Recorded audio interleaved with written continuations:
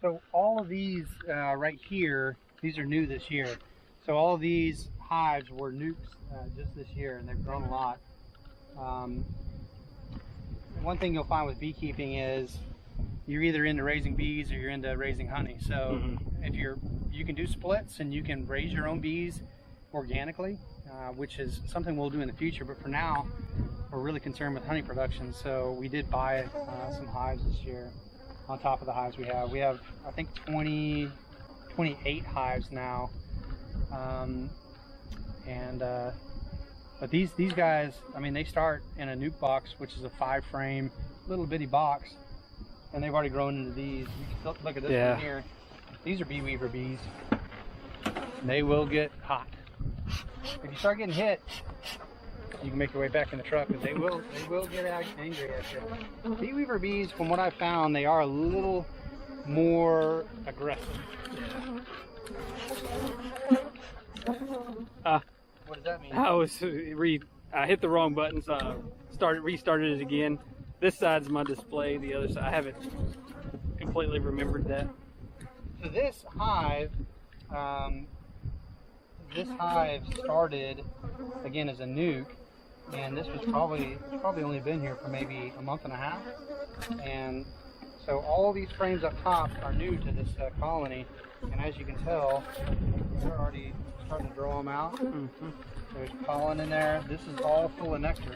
You can hold this and you feel a lot of weight to it. So they'll calf this eventually here, and this will all be honey.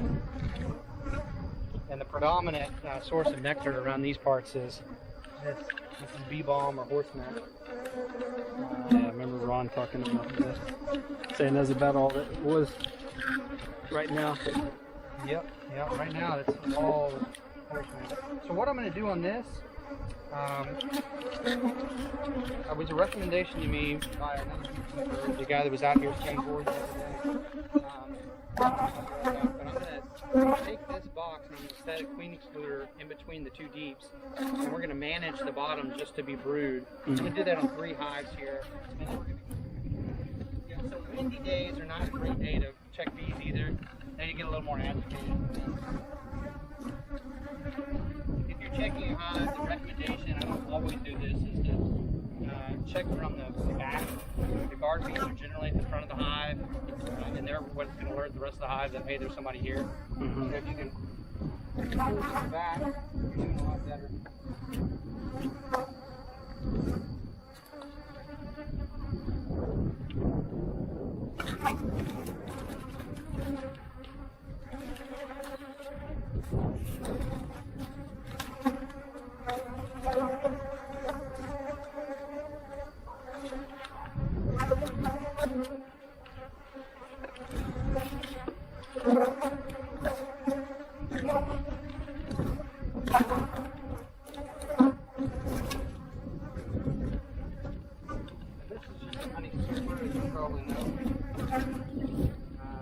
You don't have to use different size boxes. You can go all with the same size. That was actually my approach when I first started.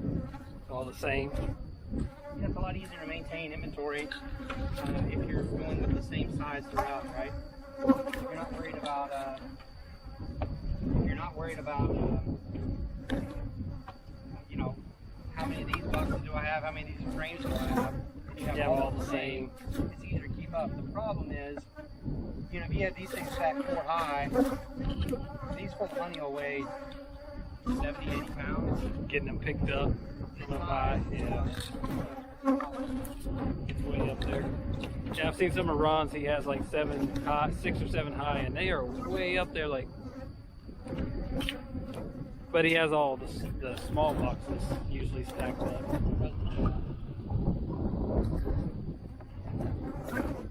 I've never honestly had more than 2 supers.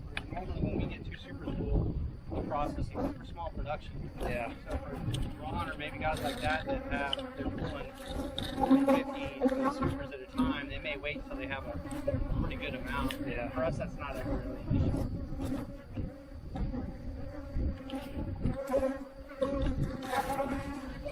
I want to say that frame extractor he said he had that he was fixing to get rid of, like 36. Yeah. I know the one he uses, it's huge. these guys that are like in the, I think when I was talking to him, he said he had already pulled, or he had already gotten like 2 drums from honey this year. So he's got his production is certainly a lot more than ours. That's his daily thing, though. Yeah. That's it. I don't know how much you're, what all you do during the day, but that's his. Yeah, if you're like me, you have a full-time job, and it's gonna be the fun side. Wonky comb. They'll draw some cross comb sometimes. You can just pull it off. So on one of JP's hives, he had a big, tall, I can't remember what he called it, for the queen. What was the cause of that? Why'd they do that? They built a big old tall spot, and he said it was... Was it queen cell? Yeah, queen cell. So he said that was the 3rd time they've done it. Yeah, I mean, a variety of different reasons. Most of the time when there's a queen cell, they're getting ready to swarm. So half the hive is ready to split. And normally you bump up, I mean, they can swarm even if you're making your best efforts to make sure they have plenty of room. But normally that's the cause for a swarm, is that they don't have enough room in their boxes. Particularly, you may have enough room, but you may have so, and this is something that I've recently bumped up against myself, is that you have to make sure that your brood chamber, where your brood is, you don't have honey just all around the edges of that, because if you do, they don't have a place to lay any more eggs, right? So it's important to make sure that you have plenty of space for the queen to lay. I guess that might be an explanation why his sister's hive is doing much better. She added another box on hers. General rule of thumb is about 7 frames are drawn out. You see, we have about 7 frames. I think it's about what she had. And it's time to add another box. So like these, I've still got, I don't know if you see this. This is an imprint.